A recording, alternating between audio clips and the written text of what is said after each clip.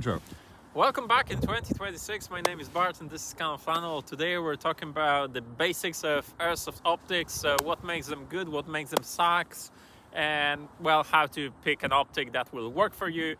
This is just a video I wanted to do for some time. We've got a bunch of different optics. We've got red dots, prisms, LPVOs, and magnifiers, and we're gonna be talking about what makes them, well, what they are and what are the perfect use cases for them, and also we're gonna be talking about how to actually zero them so they shoot more or less where you want them to shoot. So stay tuned and let's start with different types of optics in general. So we've got a bunch of optics with us today. We've got some red dots, small and big. We've got some magnified glass as well, so LPVOs, and an ACO, which is a prism sight. And yeah, we're gonna be talking about all of them today. So let's start with red dots. So first of all, you have an open emitter red dots like this one, so a single glass here, and you've got a closed emitter red dot like this one, so you've got double glass on the back and the front. The main difference is just the quality of how you see through them, and that they are protected from the elements. The actual emitter of the dot is protected from the elements. Then still in the red dot category, you've got your holographic sights, so all of the replicas of EOTechs on the market, none of them are holographic. So it's a red dot looking like an EOTech. So yeah, we've got two with me today. Gonna be showing them in a second. After that, still in the red dot world, if you want to add some magnification to a red dot, you can add a magnifier. On its own, it doesn't have a reticle, so you can't really aim through it, but you can use it to magnify what you see in your red dot and use the aiming point from the red dot. You have different type of mounts. I'm using flip to center. It's just my favorite, and that's what's working for me. But you can also have a side to center, but I just don't like the magnifier coming out of my gun on a side. So then we've got our magnified optics. Start with a prism. So it's a replica of an ACOG TAO2. What makes it nicer than a regular ACOG is the red dot mount on the front, which is very neat. You can put any RMR footprint red dot on it, and it's a prism, so it has a slightly different way of working than a scope, but let's not bore you with the scientific details of how prisms work. And last but not least, we've got two LPVOs, so low power variable optics. Both of them can go between power 1 and 6 times magnification.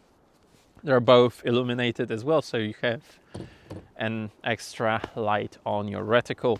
So those are types of optics that I have with me today. That's pretty much all of the types that you're going to be interested as an airsofter in. So let's talk about what makes it good and what makes it bad, and what to look for when you're buying an optic. We're gonna move over there and do just that. So I won't tell you what kind of optic to buy because, well, I don't know your eyesight conditions, if you're astigmatic or not, and what kind of rifle you've got, what kind of fields you play, what do you expect from an optic in general. I'm not gonna help you with all of that. You have to figure it out for yourself mostly. But if you are looking for an optic, the first what you should be looking at is the glass quality, which means you want a clear glass. You don't want any tint on your glass, or as little tint as possible. Why is that? It's because manufacturers usually try to hide low quality emitters for the reticle behind tinted glass because it looks better and clearer on dark glass, when it is just a sign of low power and low quality emitter. You obviously want the optic to hold 0, especially if you're using gas blowback guns like myself. The 0 is really important because you are gonna be actually using your optic to aim. You're not going to be just spraying BBs and then correcting over the BB spread that you see with your bare eye. This is not what we do here. This is why we're gonna be talking about how to zero an optic in a minute.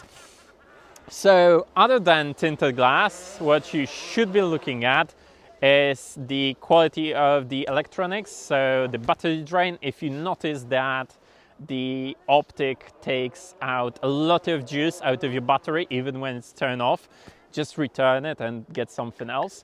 If you suffer from astigmatism like myself, prisms are your best friend. Both magnified prism and unmagnified prisms are your best friend in that situation, because you're going to be avoiding the whole starbursting issue that you get with red dots.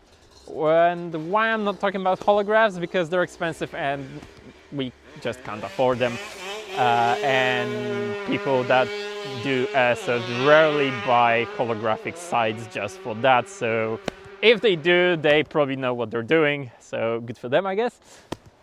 Other than that, that's pretty much it. So let's grab a rifle and talk about how to zero your optic. So let's talk about how to making this actually accurate.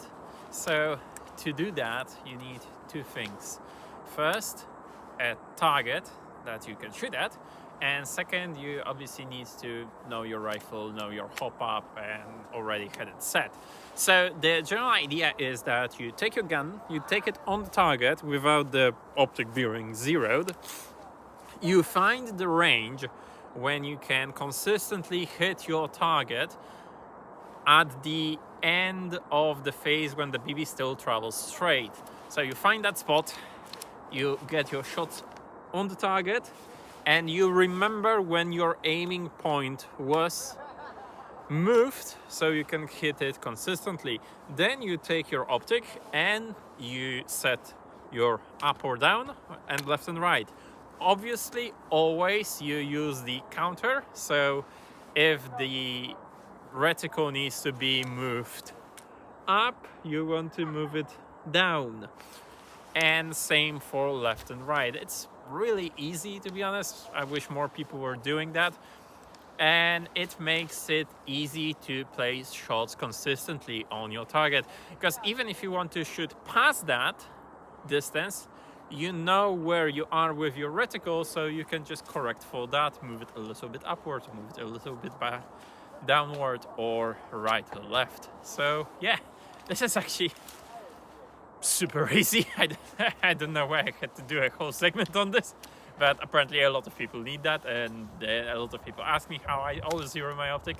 So yeah, those are pretty much all of the basics of the Airsoft optics. Thank you for watching. As always, there's more content coming, and yeah, welcome in 2026. It's gonna be a great year for us here at Flannel. Thanks guys, see you later.